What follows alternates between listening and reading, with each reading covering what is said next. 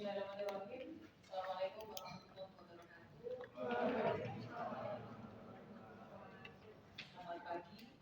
Sesuai jadwal, hari ini saya mengisi untuk materi kuliah blog jadi satu ya, imunoema. Ini adalah ini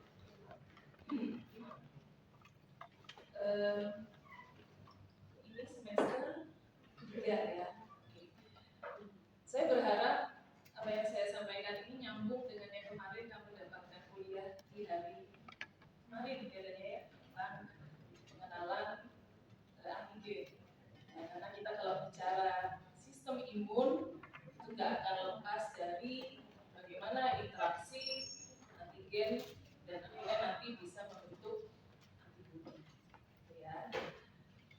Saya usahakan bisa menyampaikan dengan bahasa yang lebih mudah, karena sekarang blok imunohemanya ditarik ke semester 3 ya. Tahun kemarin masih di semester 4. Dan materinya terus terang yang saya sampaikan ini berbeda dengan tahun-tahun sebelumnya. Jadi saya mengisi ini baru pertama kali untuk di blok imunohema.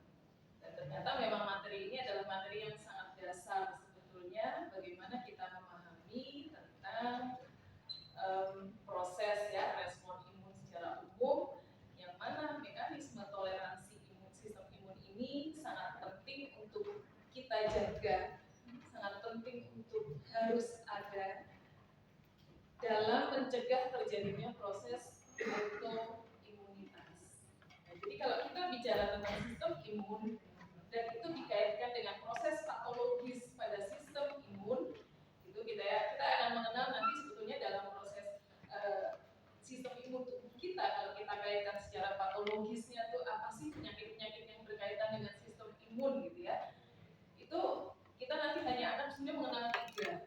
Satu, arahnya adalah imunodefisiensi, di mana di situ ada pengurangan, ada proses penghambatan dari pembentukan sistem respon imun kita akibat sistem imunnya bermasalah.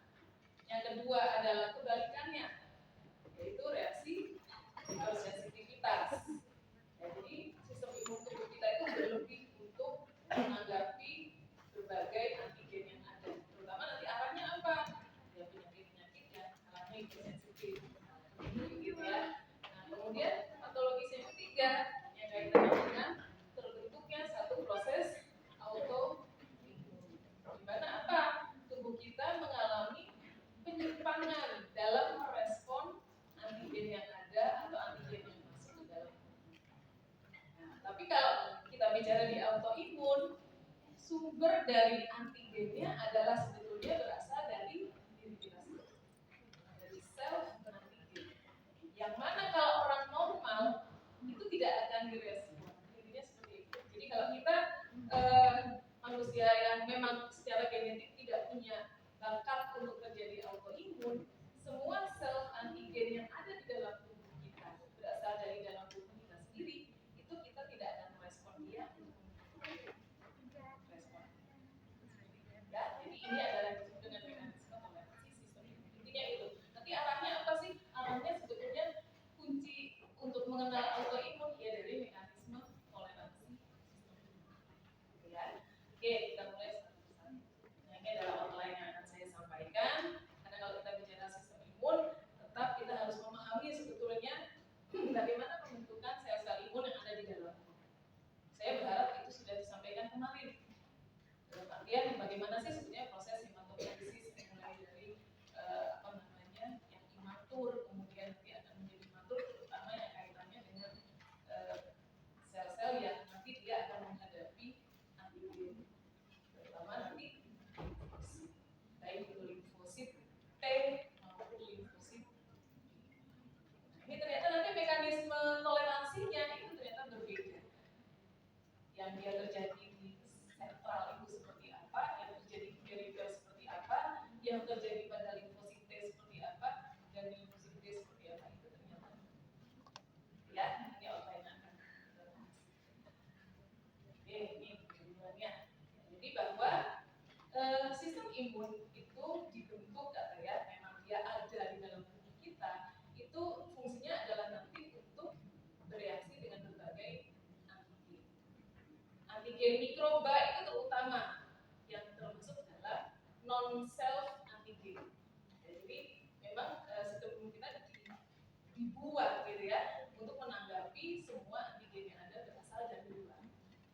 Cepat, mulai dari nanti ada respon imun alami, kemudian nanti ke yang aktif gitu ya. Yang alami dari mana? Oh itu semua dari dalam tubuh, dari mukosa, dari sel-sel silia, dari berbagai sel-sel imun yang dia langsung merespon, dari yang ada stimulasi. Dan nanti kalau itu tidak selesai dengan sistem imun alami, ya nanti dia akan masuk ke sistem imun yang adaptif, diawali dari yang seluler, baru nanti yang gitu ya. Jadi kalau kita mengingat respon imun secara umum. Nah, tapi mana ini nanti untuk mencegah sebagai perlindungan terhadap munculnya berbagai macam penyakit. Apa saja ya, mikrobanya bisa virus, bisa bakteri, bisa parasit, segala macam. Atau bahkan mungkin bukan dari bahan-bahan yang mikroba itu, tapi dari berasal dari rusaknya jaringan-jaringan misalnya ya, yang kita kenal nanti dia mengeluarkan DAMPS. Kalau dari mikroba kan dia akan mengeluarkan PAMPS, akan ditangkap oleh TMR, gitu ya. Kalau dari DAMPS nanti dia juga ditangkap oleh reseptor dan munculkan.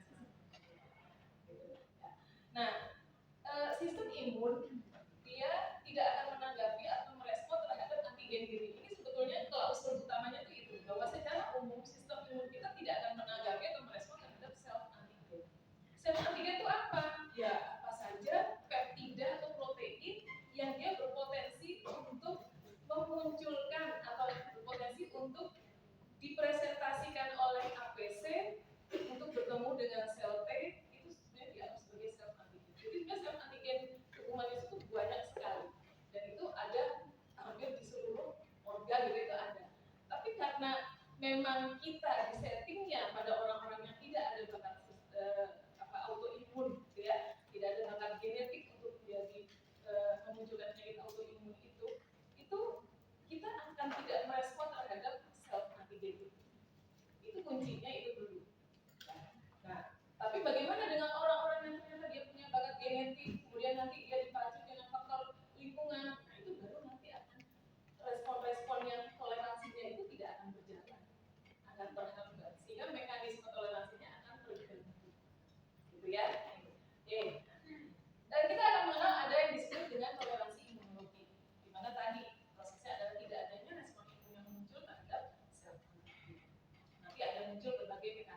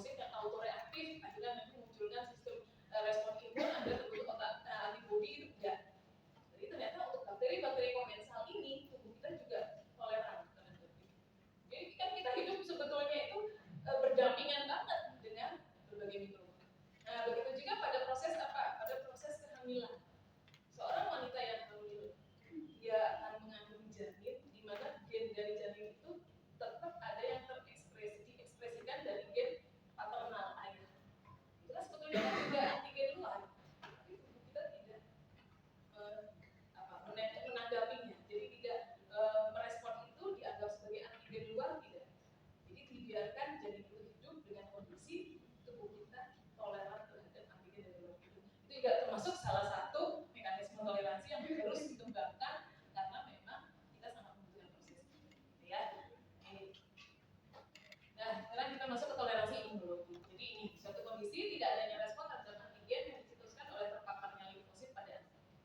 Nah, ini juga tadi yang sudah saya sampaikan terkait dengan antigen asing, ya. Itu adalah bagian dari mikroba, terutama adalah peptida atau protein dari mikroba itu yang nanti dia akan bisa berperan sebagai antigen. Yang akhirnya nanti dipresentasikan oleh berbagai APC, ya, terutama keluarga dari sel-sel makrofag, ya, makrofag, dendrit, ya, terutama sel dendrit itu yang paling utama, dan dia akan berperan sebagai APC untuk mempresentasikan antigen lewat nanti ada yang kita sebut MHC.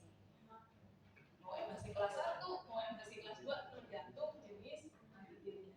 Kalau antigennya dari bakteri, nanti yang akan berperan adalah MHC kelas 2, yang mana dia akan yang menyajikan antigen itu untuk bertemu dengan sel limfosit lewat reseptor dari limfositnya. Ya, ini. Nah, dapat memunculkan respon imun berupa aktivasi limfosit untuk berproliferasi dan berdiversifikasi menjadi sel infektor dan ini. Ya, sedangkan sel antigen apa? Sel antigen di sini merupakan suatu kalau dia adalah antigen yang berasal dari dalam tubuh kita sendiri, entah berbagai protein apapun, gitu ya, itu disebutnya sebagai antigen yang tolerogenik. Dia tidak antigen yang imunogenik. Nah, dia tidak akan memunculkan respon imun dengan cara membuat limfosit menjadi tidak aktif secara fungsional, atau dia akan dipacu untuk terjadi suatu proses apoptosis. Dia akan dibunuh, dia akan dimatikan. Dia tidak akan dibuat menjadi aktif. Intinya itu. Sehingga akan memutus mata rantai dari sistem imunnya, respon imunnya. Nah, itu berhenti di situ. Sudah tidak akan berjalan. Intinya sebenarnya itu. Yang disebut dengan toleransi ini. Nah, ternyata kalau kita mendalami lagi, faktor yang menentukan apa sih? Gitu ya. Kenapa antigen itu dia bisa ditanggapi untuk direspon atau bisa juga diabaikan untuk tidak direspon? Gitu.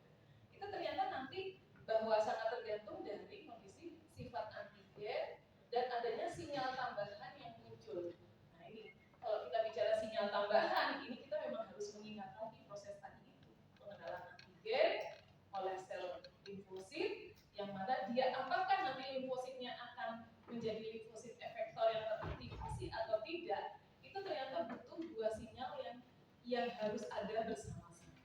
Satu, sinyal dari antigennya sendiri. Yang kedua, sinyal tambahan ini adalah adanya harus ada pengikatan antara B7 dengan CD28 atau dari sitokin dan reseptor sitokin. Terutama adalah yang sinyal B7 dan CD28. Jadi CD28 itu yang sudah dimiliki oleh si limfositnya, ya, sel limfosit. Yang B7-nya dari dia adalah apa ya, termasuknya protein juga yang diekspresikan oleh bagian dari antigen. Jadi ternyata tidak boleh hanya antigen bertemu dengan reseptor sel T saja, tidak bisa. Ternyata harus ada co-stimulator yang harus muncul bersama. Ya, yang kita kenal dengan protein B7, yang mana ini akan diikat oleh CD28 dari bagian limfosit. Itu. Nah, co-stimulator ini juga penting. Ternyata kalau kita membaca di literatur disebutkan bahwa pada antigen-antigen sel, co-stimulator ini seringnya dia konsentrasinya tidak tinggi, dia sangat rendah, sehingga tidak bisa memacu sinyal kedua untuk memunculkan respon imun atau respon pada sel limfosit. Nah, itu yang menyebabkan akhirnya terjadi suatu kondisi tidak akan memunculkan, tidak seakan-akan limfosit tidak menanggapi. Ya. Nah, mekanisme toleransi imunologi yang terjadi di sini ternyata akan berbeda tergantung dari asal sel antigen dan sel limfosit yang berasal dari sel. Jadi inilah yang nanti akan membagi apakah dia masuk sebagai toleransi sentral atau toleransi periferi. Ini terkait dengan kapan paparan sel antigen itu muncul. Apakah dia muncul dan ditanggapinya oleh sel limfosit yang organ-organ limfoid generatif, jadi organ limfoid yang pusat atau yang primer, atau dia ditanggapi oleh sel limfosit yang berada di periferi. Itu yang akan membedakan dia termasuk sentral atau periferi. Ini harus kita harus mengingat lagi memang ya. Jadi kalau kita bicara tentang produksi dari sel-sel imun, itu kan kita mengenal kalau limfosit itu limfosit T, dia itu diproduksi tetap oleh sum-sum tulang. Ya, jadi sum-sum tulang kita tuh dia adalah suatu produsen hematopoietik keseluruhan. Tapi limfosit T itu hanya diproduksi di sum-sum tulang. Setelah itu dia nanti akan dibawa atau berpindah ya, bermigrasi ke timus untuk untuk dimatangkan. Jadi pematangan sel-sel limfosit imatur yang T itu adalah di timus, makanya disebutnya limfosit T. Kalau sudah matang, baru nanti dia akan keluar ke sirkulasi ke organ limfoid yang sekunder, limfonodi, ke limfa, gitu ya. Tapi kalau pematangan awalnya tetap di timus. Itu organ limfosit, yaitu yang termasuk limfosit T. Sedangkan limfosit yang B, yang mana ini adalah limfosit yang nanti akan menjadi sumber untuk terbentuknya imunoglobulin atau antibodi, itu tetap diproduksi di sum-sum tulang dan dia akan dimatangkan di sum-sum. Jadi organ limfoid primernya atau organ limfoid generatifnya di sini memang berbeda antara yang limfosit T dengan limfosit B. Tapi kalau untuk yang paparan sel antigennya yang untuk toleransi perifer itu hampir sama sebetulnya. Dia sama-sama di jaringan perifer, di jaringan limfonodi, ada terutama kalau untuk limfosit T itu dari limfonodi. Kadang juga ada yang mungkin ketemunya di limpa gitu tuh ada. Tapi kalau untuk limfosit B dia lebih banyak nanti di jaringan perifer yang untuk terutama di limfonodi. Oke, ini ya. Jadi ini yang membedakan untuk toleransi primer dan toleransi sekundер. Nah, ini kita bicara toleransi limfosit.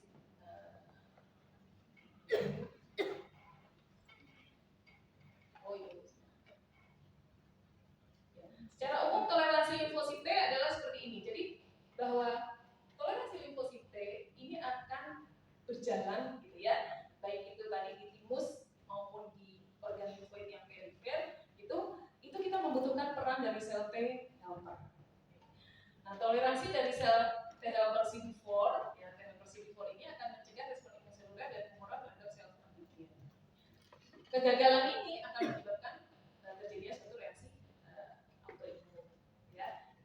Nah, yang harus kita pahami bahwa paparan dari sel antigen karena dia berasal dari dalam diri kita sendiri itu akan terjadi seumur hidup. Terjadi terus karena memang berbagai macam antigen yang ada di organ-organ itu bisa berperan menjadi sel antigen. Tapi tadi itu karena tubuh kita punya mekanisme toleransi yang nanti akan kita belajar ini gitu ya, sehingga tidak akan memunculkan sel-sel limfosit itu menjadi bereaksi, menjadi autoreaktif kita bilangnya. Atau kalau dia autoreaktif itu tuh sebenarnya yang muncul apa sih? Oh, kalau dia menghadapinya adalah bukan sel antigen ya, misalnya yang dihadapi adalah antigen dari mikroba nih, itu dia akan sel limfosit akan menghadapinya dengan bereaksi membentuk akhirnya akan berubah menjadi sel T efektor, jadi sel T memori, seperti itu. Terus nanti dia akan mengaktifkan sel G terus membentuk antibodi. Itu yang normalnya seperti itu kalau kita menghadapi antigen yang berasal dari luar, dari mikroba.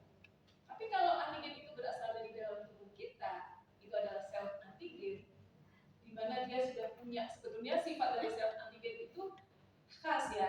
Dia tidak punya, dia biasanya tidak akan memunculkan nanti ikatan yang mana dia akan berikatan dengan limfosit yang dia temui gitu ya. Itu biasanya ikatannya tidak terlalu baik. Kalaupun ikatannya kuat, akhirnya dia nanti yang kedua, sinyal keduanya tidak akan muncul, intinya itu. Ujung-ujungnya apa? Tidak akan terjadi suatu pembentukan aktivitas dari sel limfosit. Terhambat pasti.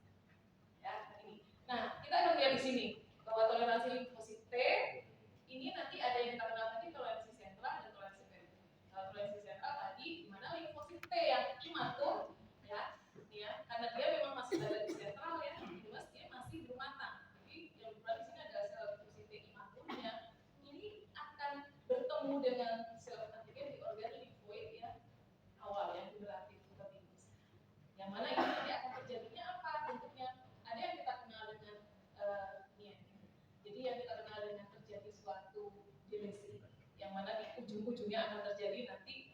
kematian dari sel limfositnya, atau akan terjadi ini. Kalau dia lolos akhirnya bisa berikatan dengan sel antigen, dia nanti akan berkembang menjadi sel T regulator. Di sini mungkin tidak menimbulkan masalah apa-apa atau tidak menimbulkan efek apa-apa, tapi begitu di perifer nanti ternyata sel T regulator ini yang akan menekan sel T yang ada sehingga tidak akan terjadi juga proses autoreaktif. Intinya gitu, walaupun dia lolos dari timus gitu ya, dari organ limfoid primer, dia akan begitu ke organ limfoid yang sekunder, ke perifer, dia tetap akan menghambat aktivitas dari aktivasi dari sel limfosit. Sama saja nanti ujung-ujungnya akan terjadi inaktivasi juga gitu, ya. Sedangkan kalau untuk yang toleransi perifer, di sini limfosit autoreaktif yang matur, dia akan bertemu dengan sel antigen dan meresponnya di jaringan. Yang akan muncul apa? Tiga ini. Ada anergi, bisa apoptosis juga. Nah ini lolos dari sini ternyata ya terus nanti akan limfositnya akan menjadi matur gitu ya. Begitu ketemu sel antigen di jaringan yang perifer, ternyata juga bisa muncul apoptosis juga di sini. Atau terjadi penekan. Ujung-ujungnya akhirnya adalah terjadinya inaktivasi dari limfosit. Tidak akan terjadi respon yang sebenarnya gitu. Intinya dia akan makanya anggapannya jadi kita menganggapnya bahwa oh kalau orang normal itu memunculkan antigen dia tidak akan masalah, saya tidak akan memunculkan apapun, dia seakan-akan tidak ada apa-apa karena kita tidak akan merespon apapun terhadap sel. Tapi beda kalau itu nanti ada gangguan, ada orang-orang punya bakat genetik gitu-gitu ya, itu nanti dia akan merespon terbentuk autoreaktif, hanya malah menjadi lebih besar reaksi ya. Oke, nah kita sekarang lihat satu-satu. Kita bicara tentunya toleransi yang sentral. Ini mekanisme utama pada yang toleransi sentral ini apa? Nih, ada dua ini. Yang utama ya, dialisis klonal atau seleksi negatif yang berujung dia akan menjadi suatu kondisi apoptosis. Sel-sel limfositnya justru akan dimatikan, ya. Kemudian yang kedua nanti ada yang kita sebut dengan kita kenal dengan adanya pembentukan atau berkembangnya menjadi sel T regulator. Ya. Nah, sekarang kita lihat di proses dialisis klonal. Jadi bahwa dialisis klonal ini kalau kita membaca di literatur disebut juga dengan seleksi negatif. Seleksi negatif itu intinya adalah bahwa sebetulnya kan limfosit T ini kan berproduksi terus, tapi ternyata dia akan mengalami suatu proses di tengah perjalanannya gitu ya. Seakan-akan kayak bahwa dia tetap punya tugas nih untuk menghadapi antigen, semua jenis antigen. Nah, begitu dia ketemunya dengan antigen yang sifatnya ada self, dia pasti akan langsung gitu. Dia akan mengalami suatu proses apoptosis kita namanya ya. Ini nanti sebetulnya ada proses yang mendasari ya, nanti kita lihat di belakang. Sedangkan kalau yang ternyata nanti untuk yang diproses di organ limfoid timus ini, sel imaturnya dia tetap mengenali sel antigen, ya boleh-boleh saja gitu ya. Tapi nanti dia langsung akan berubah menjadi atau berubah menjadi sel T regulator. Yang mana sel T regulator ini nanti akan masuk ke jaringan perifer dan dia akan lebih berperan di jaringan perifer.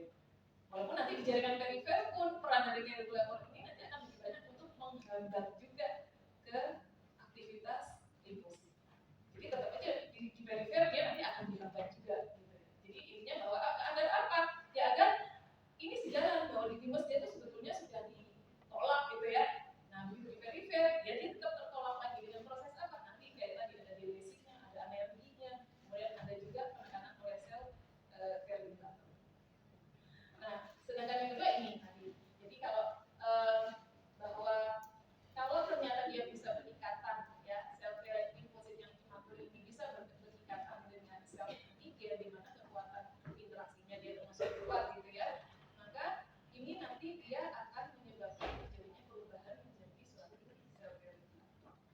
Nah sekarang apa yang menyebabkan dia menjadi bisa diikat oleh sel T imatur atau dia tidak akan menyebabkan ikatan? Itu ternyata tergantung dari kekuatan interaksi pengenalannya, tergantung dari tingginya konsentrasi sel antigen dan jenis reseptor limfosit yang diekspresikan. Jadi kalau kadarnya sel antigennya rendah, itu biasanya nanti dia tidak akan berikatan dengan cukup. Kalau tidak akan berikatan dengan baik, otomatis nanti juga dia tidak akan menimbulkan ikatan yang baik dengan limfosit. Selain itu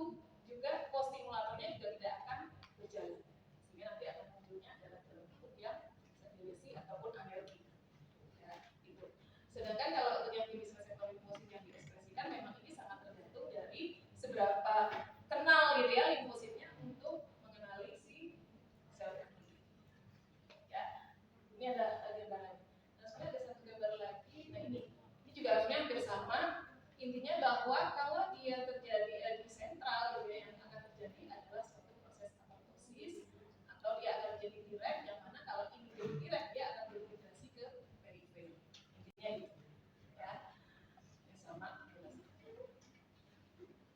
Oke, kemudian kita masuk ke toleransi perifer. Jadi saat dia sudah sel T-nya itu sudah bisa keluar dari limfosit dari timus, di mana dia sudah matang ya, dia akan masuk ke sirkulasi. Nah, begitu di sirkulasi atau di organ limfoid sekunder dia bertemu dengan terpapar oleh sel antigen, gitu ya. Itu yang terjadi apa? Nah ini nanti akan terjadi bisa dalam bentuk alergi, bisa dalam bentuk inaktivasi atau blok inaktivasi atau apoptosis. Nah, kalau kondisi normal itu sebetulnya ini. Jadi yang tadi saya bilang ya. Jadi kondisi normal itu kalau seseorang sel imunnya gitu ya, APC-nya dia mempresentasikan suatu antigen, yang mana ini adalah antigen yang dari luar, non self ya. Itu dia lewat MHC-nya. Kemudian dia nanti akan bertemu dengan sel T lewat reseptor dari sel T ini. Ya, jadi ini adalah antigennya nih. Sedangkan ini yang hijau ini MHC-nya, ini adalah sel T, ketemunya lewat reseptor. Ternyata sinyal ini tuh yang kita sebut dengan sinyal pertama. Jadi adanya pertemuan limfosit, reseptor dari limfosit T terutama di sini ya, ketemu dengan MHC yang membawa peptida. Itu adalah sinyal yang pertama dulu tuh. Nah, yang sinyal kedua itu harus muncul. Yang ini tadi saya bilang, ada protein B7 yang berasal dari APC atau dari inisial B7-nya. Dia juga harus bertemu dengan komponen CD28 dari limfosit T. Kalau sinyal 1 dengan sinyal 2 itu muncul dua-duanya, bereaksi dua-duanya, baru nanti akan memunculkan sel T-nya akan menjadi teraktivasi. Tergantung prosesnya, kalau itu antigen sudah pernah dikenali, dia akan munculnya dalam bentuk sel T memori. Ya, jadi gitu. Nah, sedangkan kalau prosesnya yang dipresentasikan adalah sel antigen, ya, jadi yang disajikan oleh APC adalah ini, maka apalagi APC yang mempresentasikan sel antigen ini adalah sebetulnya APC yang dalam kondisi dia tidak bekerja dengan baik gitu loh, berarti dia dalam kondisi istirahat gitu ya, sehingga di sini yang disebut bahwa tidak ada dan tanpa ada imunitas alami juga serta sinyal kedua yang mana nanti akan memunculkan proses toleransi. Jika tidak ada kostimulator atau kadar kostimulatornya rendah, di sini akan memunculkan menjadi sel alergi, kematian atau apoptosis, ataupun di sini ada proses yang terjadi penekanan oleh sel T-regulator, yang mana sel T-regulator ini berasal dari sel timus tadi yang lolos. Nah, dia justru di sini berperan untuk menekan inaktivasi dari limfosit. Nah, ini prosesnya. Kapan bisa terjadi alergi, kapan bisa terjadi penekanan sistem imun oleh sel T-regulator, dan kapan bisa terjadi suatu proses apoptosis. Tiga-tiganya ini bisa berjalan bareng, bisa. Jadi intinya tiga-tiganya ya prosesnya memang bisa lewat ketiga jalur ini, mau dia semuanya terjadi. Tapi kan intinya gini, bahwa mungkin dia tidak terjadi alergi tapi terjadinya delesi klonal bisa, atau dia tidak terjadi delesi klonal tapi terjadinya alergi. Tapi ketiga ini sama-sama menyebabkan toleran imunitas, sama-sama menyebabkan inaktivasi dari limfosit, sama-sama menyebabkan tidak terbentuknya sel limfosit autoreaktif. Ya, kita lihat sekarang yang pertama dari alergi. Alergi ini kadang disebut juga sebagai functional unresponsiveness atau tidak berfungsi, intinya gitu. Jadi kayak ya sudah, dia nggak ngapa-ngapain gitu ya. Nah, induksi terjadinya alergi ini melalui beberapa mekanisme. Yang pertama itu yang ada di kulit. Jadi bahwa jika sel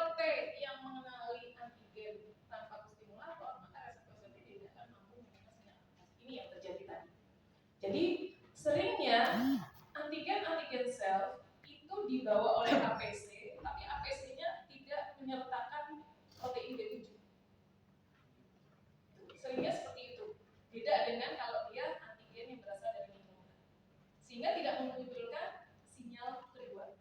Itu udah pasti dia akan terjadi anemia.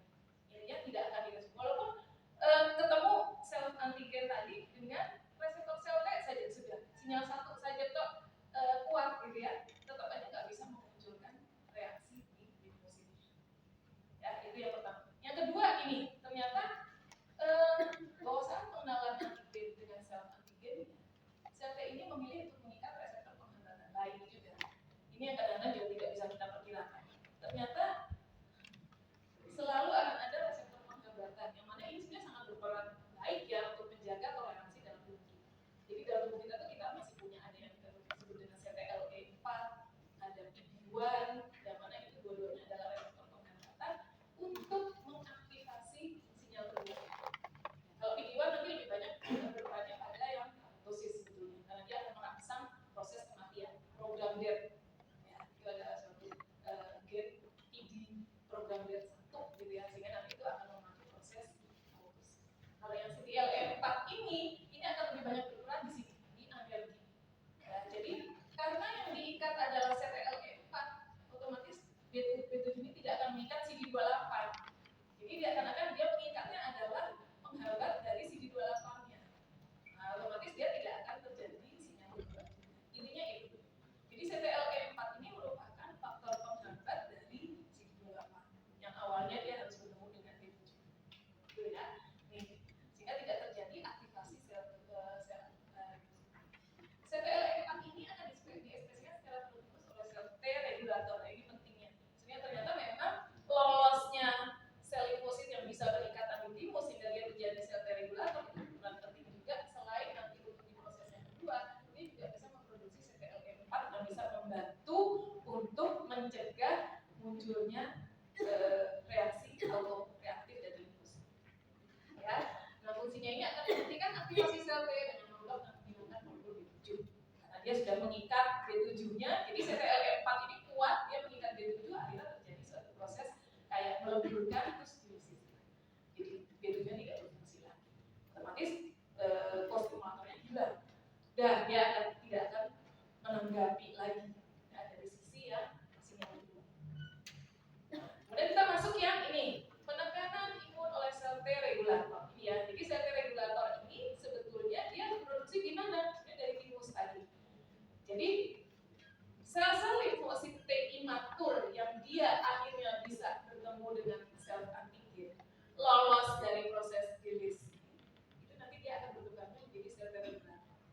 Dan itu akan dibawa ke perifer. Nah, terus dia berperan di perifernya untuk apa? Dia akan menekan aktivasi limfosit spesifik terhadap sel. Jadi dia akan bekerja dari dalam gitu ya, untuk agar sel T-nya, sel T limfosit itu tidak mengalami suatu proses aktivasi. Nah, mayoritas sel T regulator ini siapa sih? Oh ini.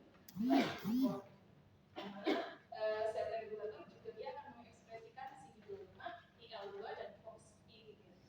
Dan IL2 ini merupakan sitokain yang penting dalam menjaga kelangsungan hidup dan fungsi sel T regulator. Ya, dan sehingga nanti bisa terus bekerja untuk menghambat aktivasi sel T dan menghambat respon. Intinya itu, ya. Oke. Nah, ini satu lagi untuk yang proses toleransi perifer di limfosit T ya. Yang proses yang ketiga adalah delisiklonal. Ini yang tadi saya sampaikan. Bahwa delisiklonal ini juga terjadi sebetulnya di toleransi sentral. Ya. Prosesnya bagaimana? Ujungnya dia akan terjadi ini, induksi apoptosis. Intinya sel T-nya akan mati. Kalau terjadi di sentral ya sel T imatur, kalau terjadi di perifer ya sel T yang sudah matur. Jadi pengenalan terhadap sel antigen dapat memicu jalur apoptosis. Mekanismenya bagaimana?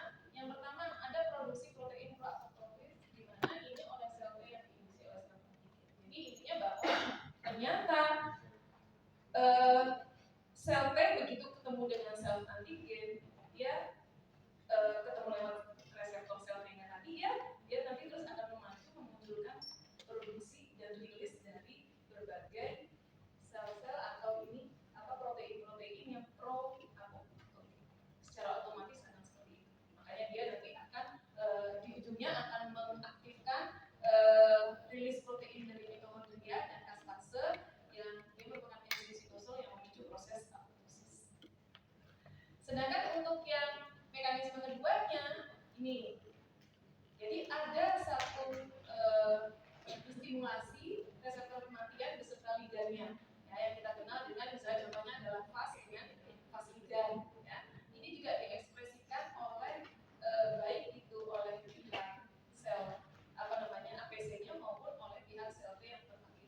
Jadi ini juga akan menyebabkan pengikatan antara vas dengan vas ligannya, ini juga akan menyebabkan suatu proses apotosis. Jadi kalau kita lihat gambar ya, ini. Jadi ternyata ini kan dari pihak ini adalah limfositnya, dia akan mengekspresikan vas ligan. Ini dari pihak yang mengekspresikan dari sel antigen tadi. Ini akan mengeluarkan vas ketemu dengan vas ligan, dia akan kita menyebutnya ya terjadi ikatan sehingga dia akan mengaktifasi sel T untuk diapoptosis. Begitu juga dengan ini. Jadi ada aktivasi dari sitokain dan reseptor sitokainnya, sehingga ini akan memacu proses apoptosis. Intinya itu. Sehingga kalau sudah terjadi apoptosis, ya sudah. Ya, jadi proses ini ternyata berjalan terus, gitu ya, baik itu di sentral maupun di perifer dalam menghadapi sel antigen yang selalu ada beredar, gitu ya, di tubuh kita dan selalu ada seumur hidup. Jadi kerja terus sebetulnya ini limfosit kita ini untuk mencegah terjadinya proses pembentukan atau aktivasi dari limfosit. Ya, gitu. Oke, nanti bagaimana terganggunya nanti kita lihat di belakang. Oke, sampai sini silakan kalau ada yang mau tanya dulu. Semoga bisa dipahami. Sudah kamu baca PPT-nya semua? Yang BA saya siapa? Oh. Yuk, ada yang mau ditanyakan? Hari ini kamu kuliah sampai jam berapa? Sore. Gimana yang dari belakang? Aman? Memang kalau pelajaran imunologi itu ya begini. Bawaannya ngantuk ya. Saya masih untung ini misinya hari. Untung nggak sih? Saya kayak meninggalkan kamu. Ya. Oke, lanjut dulu ya. Kita masuk sekarang ke toleransi sentral. Ya. Di toleransi sentral seperti tadi ya, bahwa untuk limfosit B dia pematangan ada di sumsum belakang. Ya, di lewat sel plasma, kemudian nanti sel limfosit B itu terus nanti akan berdiferensiasi menjadi sel plasma, biasanya nanti ujung-ujungnya akan bentuk. Ya.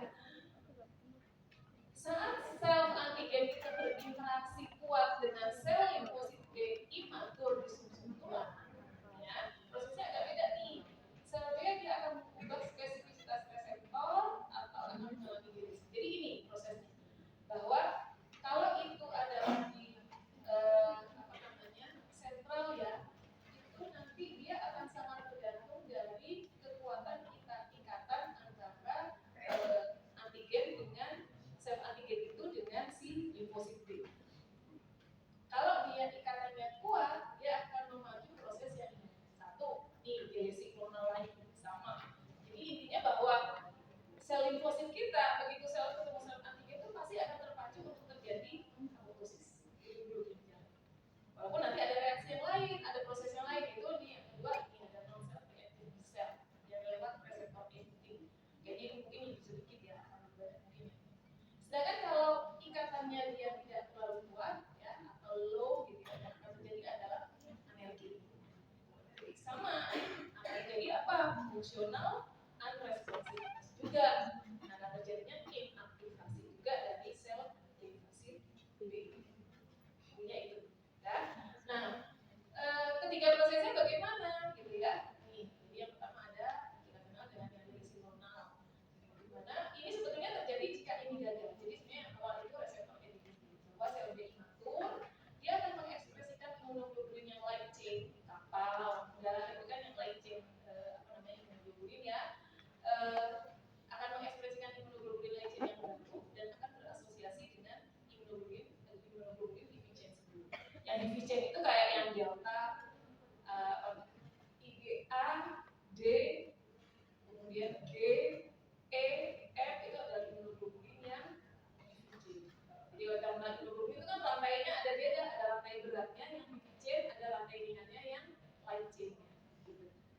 Nah, setelah itu dia akan membentuk reseptor antigen yang baru yang tidak lagi mengenali sel antigen. Nah, ini. Jadi seakan-akan kayak dilupakan, mengurangi sel B autoreaktif yang membahayakan ini. Jadi tubuh atau sel limfosit B ini dia akan dengan cepat mengubah atau membentuk rantai light chain yang baru sehingga dia nanti akan mempengaruhi sel B ini untuk menjadi tidak mengenali sel antigen. Jadi udah seakan-akan diabaikan. Gitu. Itu yang terjadi pertama. Kalau ini lolos, nah baru terjadi yang ini. Kalau ternyata akhirnya berikatan juga gitu ya, ketemu nih sel B, reseptor sel B dengan si sel antigen. Ketemu, ya udah dia ketemu, cuma nanti ternyata dia akan memacu proses pembentukan tadi protein monomer. Sehingga juga akan memacu proses kematian, sinyal kematian atau apoptosis dari sel B-nya. Ya. Nah, sedangkan kalau ini yang ikatannya ternyata nggak kuat, yang akan terjadi adalah anemia. Ini sama seperti tadi. Jadi intinya tidak terbentuk, ikatan-ikatannya lemah, gitu ya. Karena memang tadi bahwa sel antigen itu sebenarnya kalau dikenali oleh sel T reseptor maupun sel B reseptor, gitu ya, itu dia sebenarnya tidak akan menyebabkan reaksi yang cukup kuat. Apalagi kalau ditambah lagi kostimulatornya yang ada. Ya, atau kostimulatornya tadi diganggu oleh penghambat kayak CTLA4 tadi misalnya ya, atau inhibitor, ya udah ditambah itu lagi otomatis tidak akan terjadi reaksi aktivasi. Nah, apa? Alergi ya udah dia nggak akan respon gitu. Jadi fungsional unresponsive. Ya. Oke, nah bagaimana dengan yang perifer? Nah kalau perifer ini bahwa sel B akan bertemu dengan paparan sel antigennya adalah di organ yang perifer. Intinya itu ya, bukan di sum-sum tulang. Di jaringan lipoid primer, jaringan lipoid perifer ya. Dan ini dia juga akan menjadi tidak normal. Apa yang terjadi mekanismenya? Nih, sama alergi akan terjadi juga. Nah ini memang dasar ya untuk reaksi imun atau sistem respon imun itu akan terjadi jika ada sinyal 1 sama sinyal 2. Sinyal 2 itu sebagai kostimulator. Jadi mau itu terjadi di perifer, mau itu terjadi di sentral, kalau ternyata kostimulatornya nggak ada, semua akan terjadi alergi. Ini ya, ini juga akan terjadi alergi, terjadi juga apoptosis, tapi yang ketiga bisa terjadi inhibitor regulasi, ada regulasi dari reseptor-reseptor ini. Juga sama, reaksinya alergi jika sel B mengenali sel antigen, namun tanpa bantuan dari sel T dulu, karena langsung sel B ketemu dengan sel antigen, maka dia akan menjadi alergi. Sedangkan kalau dari siklonal ini juga sama, prosesnya akan terbentuk protein-protein pro atau protein yang akan jadi mati, dan kalau yang ini akan menyebabkan inaktivasi, mencegah aktivasi dari sel B untuk bekerja atau untuk nanti meneruskan proses respon. Nah, sampai sini dulu, coba kita sedikit pikir. Ada yang mau ditanyakan? Bisa dipahami nggak? Ada yang bingung? Tentang sebelum aku jadi bingung?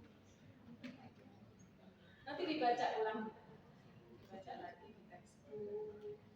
Ya, jadi mekanisme toleransi sistem imun ini merupakan mekanisme dasar kalau kita belajar imun, tapi menjadi jembatan kita untuk memahami tentang proses autoimun. Nah kalau sistem atau mekanisme toleransi ini terganggu, breakdown, disorder, gitu ya, tentunya adalah manifestasi. Karena apa? Intinya karena tadi itu terbentuknya aktivasi sel limfosit. Akhirnya akan meneruskan respon imun yang terjadi. Ujung-ujungnya kalau pada autoimun disease terbentuk autoimun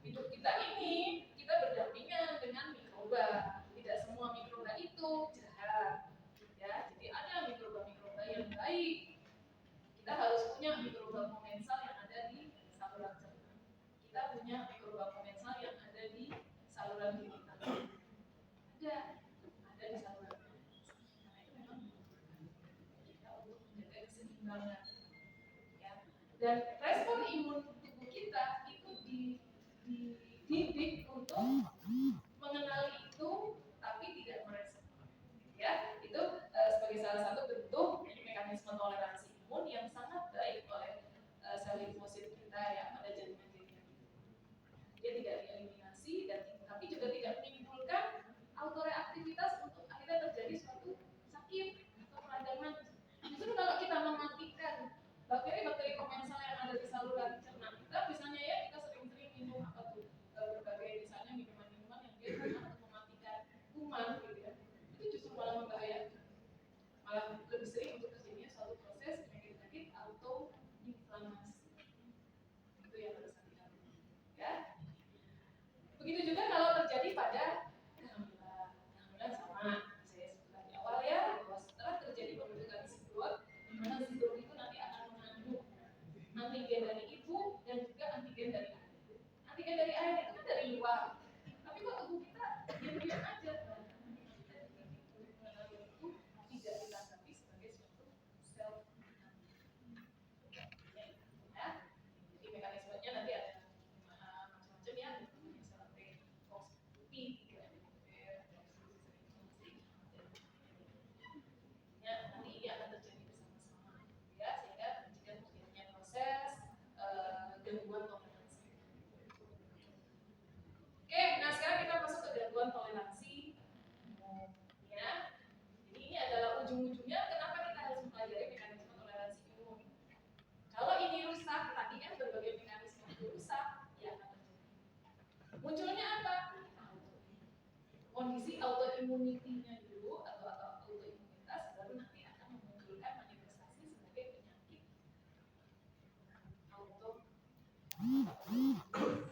ya. Gangguan mekanisme toleransi sistem imun dapat terjadi pada tingkat sel T maupun sel B. Itu sendiri-sendiri biasanya mekanisme manifestasi. Sel antigen mungkin ada di dalam tubuh, tapi memang bukan mungkin ya selalu ada. Baik karena tidak dihilangkan selama ontogenesis, dia tidak jadi kayak semacam tidak di-remove dari dalam tubuh, atau dia memang selalu terus dihasilkan. Ya, memang seperti itu kondisinya. Nah, dalam kasus resikonal sel B yang di dalam sel T, sel TNA ini tadi yang saya sampaikan di awal ya, peran dari sel T CD4 positif itu sangat besar pada dalam kita menjaga toleransi. Nah, ini adalah beberapa hipotesis yang bisa dimunculkan ya terkait dengan kenapa bisa terjadi suatu gangguan toleransi. Jadi ada satu, misalnya ada kegagalan untuk ini. Jadi kalau ternyata sudah kadung terbentuk, ada ikatan antigen sel antigen dengan tadi reseptor selnya, reseptor sel limfosit, akhirnya limfositnya akan terpacu menjadi autoreaktif. Itu sebenarnya ada kemampuan tubuh juga untuk menghilangkan itu. Tadi mungkin ya lewat yang regulasi oleh T-regulator di perifer. Atau di perifer ketemu lagi kan dia, karena sel T autoreaktifnya tetap jalan nih di perifer, akhirnya nanti dia akan bekerja lagi untuk bertemu dengan sel antigen. Harusnya kan didelesi. Nah itu ternyata ada yang lolos misalnya ya. Nah itu harus hati-hati karena ternyata kegagalan ini itu bisa menyebabkan munculnya sel T limfosit autoreaktif yang akan memacu proses kegagalan dari mekanisme toleransi. Ya, yang muncul di baik di sentral. Ada yang nanti kita kenal dengan molekuler mimikri, ini penting, nanti akan saya terangkan di belakang ya. Atau ada ini, abnormal presentasi autotolerans sel antigen. Nah ini, jadi kebanyakan penyakit-penyakit yang ada kaitannya dengan sistem autoimunitas ini adalah penyakit yang mana dia lebih banyak akibat dari mutasi genetik. Ya, jadi gen-gen di dalam tubuh kita yang dalam kondisi sebetulnya awalnya itu baik-baik saja. Tapi suatu saat karena ada pacuan dari lingkungan atau ada penyebab infeksi sebelumnya, itu bisa saja terjadi perubahan. Akhirnya menjadi jadi memang ada kaitannya orang-orang misalnya dengan paparan infeksi virus terutama ya di masa lalu. Akhirnya sekarang menjadi manifestasi muncul autoimunitas. Ya, jadi terus yang kedua misalnya karena lingkungan itu yang paling sering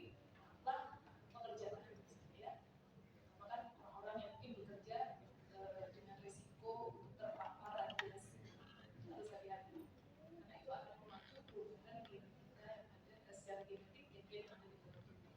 Dan itu bisa memacu mempercepat proses autoimun. Sebenarnya tidak ada autoimun kalau ke arah yang maju ke situ, bisa juga memacu ke arah perubahan sel yang normal menjadi perubahan abnormal yang akhirnya menjadi sangat dekat kaitannya. Jadi ini ada proses-prosesnya, ya, ada cukup banyak. Ini lebih banyak ke bubur. Kemudian ada ectosplitting atau penyebaran chemical maupun ada aktivasi dari limfosit. Oke, kita lihat sama-sama. Yang pertama, kegagalan untuk menghilangkan limfosit autoreaktif tadi ya. Jadi ada failure to degrade autoreactive lymphocyte. Ini tidak kemampuan genetik untuk menghilangkan semua klon sel T dan T autoreaktif. Jadi sel T dengan limfosit T dengan limfosit B yang lolos untuk bertemu dengan sel antigen tapi dia aman-aman saja, tidak mengalami anergi, tidak mengalami delesi, tidak mengalami penghambatan oleh sel regulator, dia tetap jalan. Itu kalau dia tetap berada di dalam tubuh, ya sudah. Itulah yang akan memacu proses autoimun. Dan memang ini tidak ada langsung bahwa autoimun disease mungkin berasal dari kontraksi. Ya, memang ini harus dipelajari satu persatu dari masing-masing autoimun disease. Karena bisa jadi dia berjalan sendiri-sendiri dan mekanismenya juga sendiri-sendiri. Ya, karena terutama untuk yang semua bersama ya pada autoimun disease itu memang kita harus mengenali apa autoantigennya masing-masing. Karena beda-beda. Misalnya kita bicara autoimun disease. SLE tahu ya? Ada yang tahu singkatannya kepanjangan SLE? Systemic lupus erythematosus. Ya, SLE merupakan suatu autoimun disease sistemik yang paling banyak sekarang ditemukan. Ya. Jadi adalah suatu penyakit autoimun disease sistemik yang mana autoantigennya itu adalah dsDNA. Kok bisa dsDNA jadi autoantigen?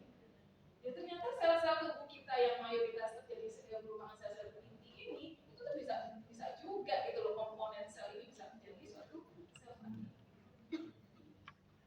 Nah prosesnya nanti gimana? Tidak ada mutasi genetik, ada predisposisi genetik dulu, kemudian nanti ada sel-sel sel antigen yang berasal dari dsDNA yang dia terus akan dipaparkan oleh dipaparkan ke sistem imun kita gitu ya, yang nanti akhirnya akan membentuk sel T dan sel B autoreaktif. Nah itu akan membentuk autoantibodi. Autoantibodinya apa? Karena tadi adalah autoantigennya dsDNA dan autoantibodinya anti dsDNA. Itu autoantibodi spesifik pasien dengan dsDNA. Nah nanti yang lain apa? Ada banyak lagi yang lain, ada Sjögren misalnya ya, ada sistemik sklerosis, ada yang misalnya autoimun yang spesifik organ, ada yang penyakit yang kita kenal dengan Hashimoto, ada Graves, nah itu yang spesifik organ. Nanti autoantigennya apa? Masing-masing sendiri-sendiri. Ya, nah itu juga yang harus ya nanti kalau kita sudah masuk ke mungkin tingkat yang lebih tinggi ya dan terkait dengan penyakit-penyakit secara klinik itu yang harus kita pahami. Ya. Oke, nah pada individu sehat dia masih bisa mempertahankan beberapa limfosit autoreaktif untuk memastikan repertoire ini juga sebenarnya untuk menjaga ya. Tapi tadi itu sebetulnya kalau ini tetap ada dan dia terpacunya karena rangsangan sel antigen dia tetap membahayakan. Tapi kalau sel T limfosit atau sel B limfosit itu dia terpacu teraktivasinya oleh antigen yang dari luar itu aman. Memang itu yang harus terjadi. Ya, justru kalau kita mendapat rangsangan antigen dari luar tapi kita tidak merespon, itu justru tanda tanya. Ada apa nih? Kenapa limfosit T sama limfosit B-nya nggak mau terpacu? Nah, itu apa? Ya akhirnya kita tidak akan, intinya antigennya tidak akan ada yang mengikat karena tidak akan terbentuk antibodi. Padahal fungsi antibodi kan untuk melawan antibodinya itu. Kalau kita bicaranya antigen yang berasal dari luar. Tapi kalau antigen yang berasal dari dalam, memang harus kita abaikan gitu.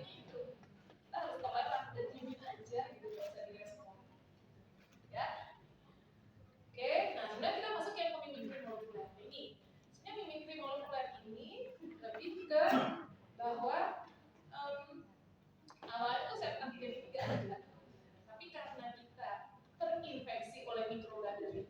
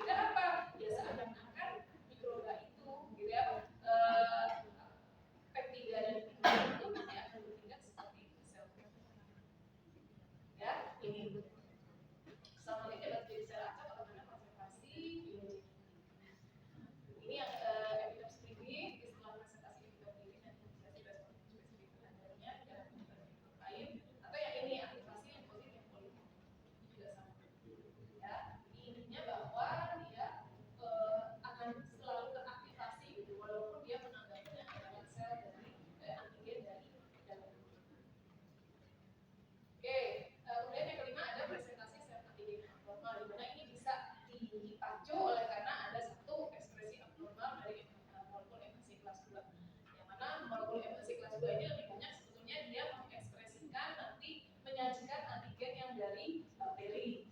Kalau dari virus itu kita biasanya yang banyak berperan adalah MHC kelas 1 sebagai protein yang akan menyajikan antigen ya ke sel reseptor atau sel reseptor. Pengikat yang kedua, pengikatan antigen eksogen ke sel antigen. Ternyata ikut mempengaruhi jadi presentasi sel antigen yang ini. Nanti bisa dibaca ya bahwa ada peningkatan antigen eksogen ke sel antigen sehingga nanti dia akan berperannya sebagai sel antigen. Dan nanti ada pacuan dari sel T. Kemudian yang ketiga ada produksi autoantigen yang berlebih. Ini biasanya kaitannya dengan jika yang berikatan adalah yang afinitasnya rendah. Jadi ikatan sel antigen terhadap limfosit T itu tuh ternyata ikatannya nggak kuat. Ya itu justru malah nanti ini sering tidak dihilangkan selama ontogenesis dan dia akan tetap mencapai perifer. Intinya bahwa walaupun dia harusnya alergi nih ya, tapi tetap ada sampai ke perifer. Nah itu justru juga akan kita bisa bilang mengganggu proses gelesi. Sebetulnya paling aman itu kalau sudah terjadi gelesi dari atas ya, dari posisi dari atas sudah. Sebenarnya itu yang akan betul-betul akan. Tapi kalau dia tetap terjadi ikatan, walaupun dia ikatannya tidak fungsional, tidak bisa menimbulkan aktivasi limfosit, tapi tetap ada. Nah, itu sebenarnya juga tidak bisa dibilang ikut membahayakan juga karena suatu saat dia nanti bisa mengganggu ke proses di penghilangan atau remove dari ikatan antigen antibodi di perifer. Ya, itu juga akan bisa menyebabkan ikatan itu jadi tidak efektif.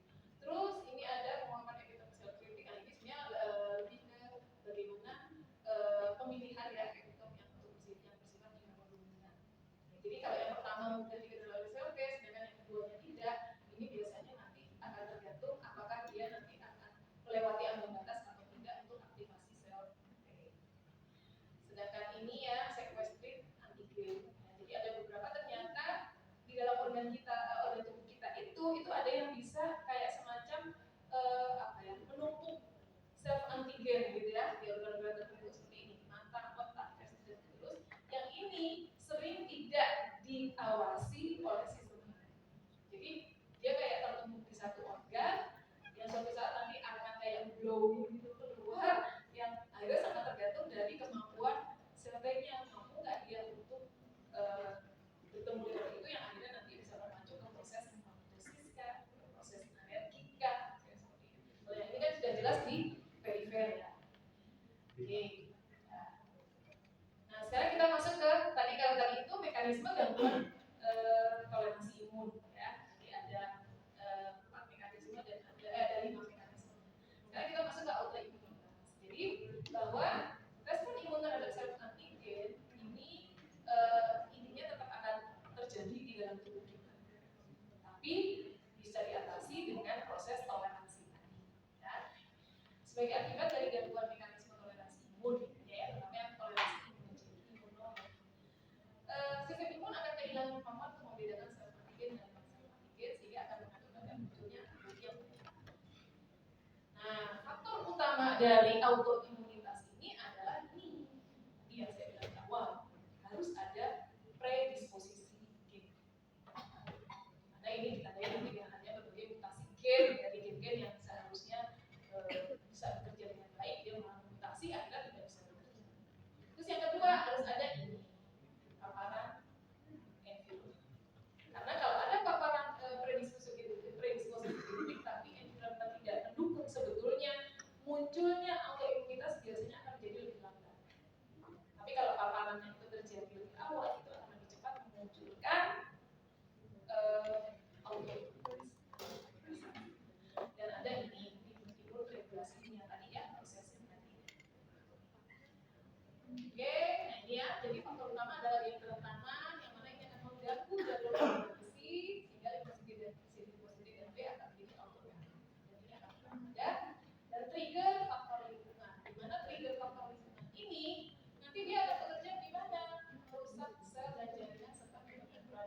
Jadi akan terjadi suatu kondisi, jadi kondisi autoimunitas itu akan selalu diikuti dengan kondisi inflamasi yang terus-menerus.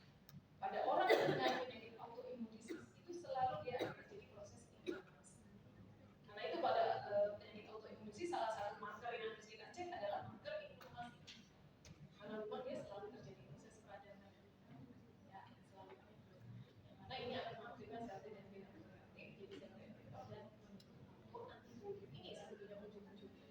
Kalau sel T dan sel B teraktivasi akibat gangguan dari mekanisme toleransi imun tadi, berakhirnya nanti akan terjadi pembentukan autoantibodi.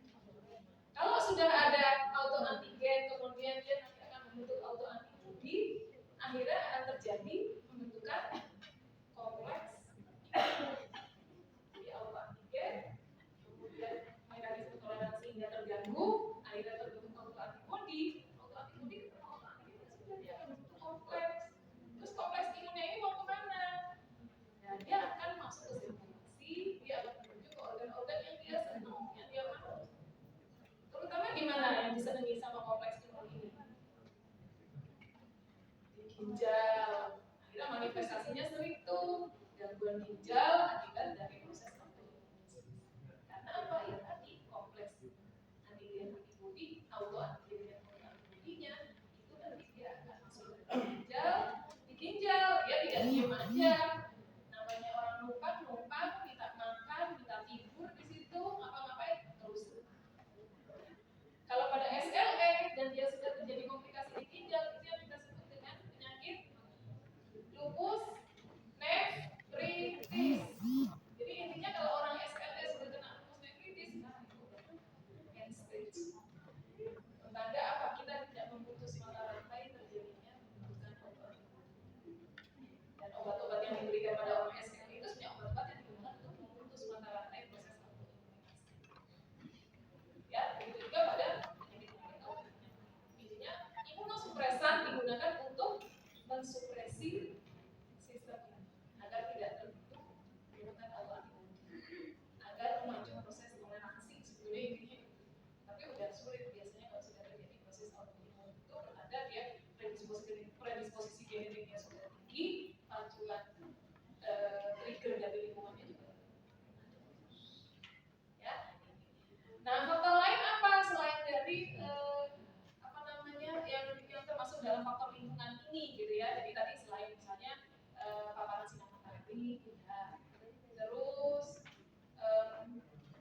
usia gender ya. Jadi kalau kita tahu bahwa penyakit autoimun disease itu kebanyakan dia yang kena adalah wanita. Ya. Laki-laki bisa kena enggak? Bisa, tapi dengan prevalensi yang sangat kecil dibandingkan perempuan. Jadi kalau kita baca di laporan-laporan itu penyakit autoimun memang beda-beda, tapi intinya bahwa wanita itu tetap lebih banyak tinggi kasusnya. Karena memang apa?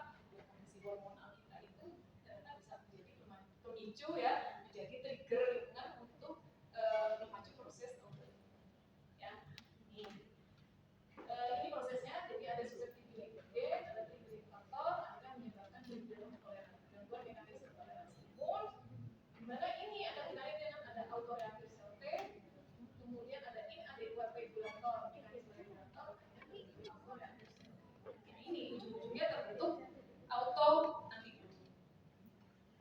Ya, karena ini beberapa gen kerentanan yang bisa ada di saya mengambil dari salah satu literatur ya, bahwa ada mutasi atau ada gangguan dari sinyal dan faktor-faktor transkripsi tertentu yang bisa menyebabkan terganggunya atau disorder dari toleransi imun. Terganggunya di mana? Macam-macam. Bisa saja terganggu di aktivasi sel B, bisa saja dia sebenarnya ini membantu aktivasi sel B. Kalau ada mutasi di gen DLK, dia akan menyebabkan aktivasi sel B-nya menjadi terpacu. Nah, itu akhirnya malah untuk sel B autoreaktif. Ya, jadi kita membacanya kayak gitu. Oh, ada mutasi di gen misalnya IL23R, akhirnya dia akan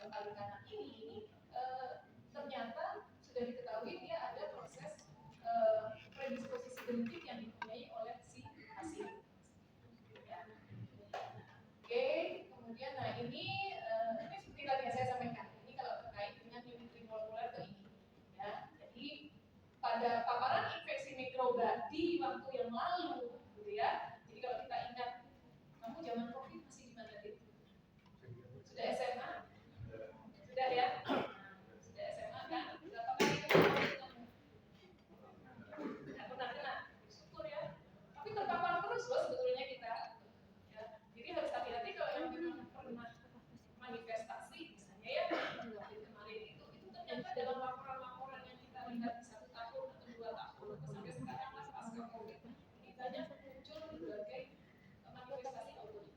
Ini ternyata bahwa paparan peptida dari virus COVID yang masuk virus SARS-CoV-2 ya yang masuk ke dalam tubuh kita itu ternyata nanti walaupun dia sudah sembuh ya itu ternyata masih ada yang tertinggal dan itu mempunyai kemiripan dengan sel antigen yang ada di manusia. Ya, tapi kalau dia sudah punya predisposisi genetik itu akan lebih mudah untuk memunculkan nantinya itu dipresentasikan oleh APC-nya dianggapnya itu sebagai sel sel antigen kan harusnya ya. Tapi dia dianggapnya kayak mikroba asing kayak ini kok virus COVID yang kemarin ya akhirnya dia lawan. Akhirnya muncullah berbagai gangguan toleransi dianggapnya seperti mikroba asing yang akhirnya dia diekspresikan atau dimunculkan menjadi aktivasi dari sel B dan sel bentuklah autoimun. Ya, ini kalau kita penjelasannya tentang ini. Jadi gambarnya seperti ini. Jadi ada mikroba yang tumbuh gitu ya. Ya dia dipresentasikan karena ini punya kemiripan dengan sel antigen. Jadi dia dipresentasikan oleh APC-APC yang biasanya mempresentasikan sel antigen gitu ya. Tapi ternyata ini punyanya mikroba akhirnya tanggapi direspon oleh sel T dianggap seperti mikroba luar. Akhirnya menyebabkan aktivasi dari sel T. Ini dan kuncinya kalau ini menjadi aktivasi ya sudah akhirnya terbentuklah sel T dan sel B autoreaktif yang nanti akan terus memacu pembentukan autoimun. Ya. Mekanisme lain ini jadi ada respon alami terhadap infeksi yang dapat membuat strukturnya sel antigen, ada infeksi yang dapat merusak jaringan, terus banyaknya jumlah mikroba komensal ini juga kadang-kadang berpengaruh pada kesehatan sistem imun. Tapi kayak itu selama kita tidak menggunakan berbagai macam misalnya obat-obatan yang mengganggu mikroba komensal itu sebenarnya aman-aman aja. Jadi harus hati-hati kalau kamu dalam kondisi diare misalnya ya tiba-tiba kamu minum antibiotik yang banyak akhirnya mikroba komensalnya itu pada mati semua itu harus hati-hati karena tiba-tiba nanti kamu bisa saja muncul manifestasi ya. Nah ini sedikit ada tambahan ya bahwa ada sedikit perbedaan yang jelas yang disebut antara respon autoimun dengan penyakit. Jadi intinya bahwa kalau respon autoimunitas itu ya kaitannya dengan bagaimana sistem imun tubuh kita ya itu tergantung mekanisme toleransi. Misalnya kalau penyakit autoimun itu adalah sudah manifestasi klinis, di mana itu merupakan suatu penyakit yang disebabkan karena adanya penyimpangan sistem imun yang didasari dari gangguan toleransi. Ya, istilah respon autoimun mengacu pada munculnya autoantibodi atau reaktivitas dan respon autoimun ini bisa saja dia ya, jadi kadang-kadang ada juga respon autoimun ya yang dia belum sampai memunculkan penyakit itu bisa karena memang mungkin ya salah satu kemungkinannya kan keterbatasan kita juga ya karena sangat meningkat tadi kan sel antigen banyak banget gitu tapi yang ditemukan sebagai penyakit autoimunitis itu bisa jadi belum keseluruhan ya lalu memang ini kan memang cukup sulit kita menemukan autoantigen dan pemeriksaannya harus ada pemeriksaan dengan teknik yang canggih tidak bisa dengan pemeriksaan yang biasa. Kalau untuk sekedar screening pada penyakit autoimun disease itu kita bisa menggunakan pemeriksaan di anamnes ya nanti nuklear antibody. Tapi untuk mengetahui apa penyakit autoimun yang itu yang perlu uji konfirmasi lebih lanjut. Nah itu yang lebih sulit ya. Meskipun banyak kemajuan yang tercapai dalam ini, tapi ya jadi dari penyakit autoimun ini sendiri itu ternyata masih banyak area abu-abu yang sebenarnya kita nggak terlalu jelas untuk memahaminya itu kayak apa ya. Dalam literatur juga disebutkan seperti itu. Banyak sekali yang menyebutkan kenapa sih ini ada yang dialisis klonal, ini ada yang anergi gitu ya. Itu ternyata tidak jelas. Kapan dia pada jenis yang seperti apa saja dia akan bertahan sampai perifer. Kenapa dia berhenti di timus terus mengalami kematian itu belum masih menjadi misteri gitu ya. Autoimun akan mempengaruhi sekitar 5% populasi terutama perempuan usia lanjut miskin dan kita akui bahwa penyakit autoimun disease itu lebih banyak pada wanita terutama di usia reproduksi. jarang sebetulnya kalau sudah menjelang usia menopause. Tapi kenyataannya kami masih sering menemukan terlambat. Ya, ini kan kaitannya dengan kemampuan deteksi sejak awal gitu ya, atau awareness. Selama kita tidak memberikan edukasi tentang apa itu autoimmune disease sehingga pasien tidak aware, ya udah ketahuannya bisa. Padahal semakin terlambat dia diketahui, pembentukan auto antibodinya sudah semakin. Sering kita menunjukkan penyakit autoimmune disease, autoimmune disease-nya belum ketahuan, tapi keterlibatan organnya sudah muncul. Biasanya kita bilang, saya banget kenal. Makanya di sini tugas kita lebih banyak maksudnya edukasi. Tapi yang banyak aja deh, SLP misalnya ya. Nggak pernah berhenti berdua dapat ilmu ya. Oke, nah ini resiko saya. Jadi bahwa toleransi imunologi berperan penting pada pencegahan kondisi autoimun. Kuncinya apa? Kuncinya adalah ini kemampuan membedakan dan mengenali antigen, sel dan non sel. Mekanisme ini dapat terjadi di organ sentral dan perifer. Pada organ toleransi sentral ya, kita akan punya mekanisme toleransi ini. Kamu nggak lihat ini penandaku apa isinya? Maupun Ayam. perkembangan sel yang jadi Nasgor. kalau yang toleransi perifer akan terjadi alergi, Ayam. kemudian penandakan sel regulator ataupun ini harus ingat ya. Ini pas aku lagi kaya nih udah beli telur. Ini bisa terjadi respon empty atau sebagian dari kalau yang perifer bisa terjadinya alergi, fibrosis atau ada infeksi dari peningkatan resiko. Patogenesis penyakit autoimun terjadi melalui gangguan atau rusaknya toleransi imun dan mekanisme lain yang mungkin dimediasi baik secara saluler maupun autoimun. Dan yang penting adalah faktor kerentanan genetik itu yang penting harus dipahami. Bahwa orang kena penyakit autoimun disease dia pasti sudah punya predisposisi, bakat genetik. Kemudian nanti ditambah dengan trigger Di kantin. yang akan mempercepat manifestasi Gimana Bu? autoimun.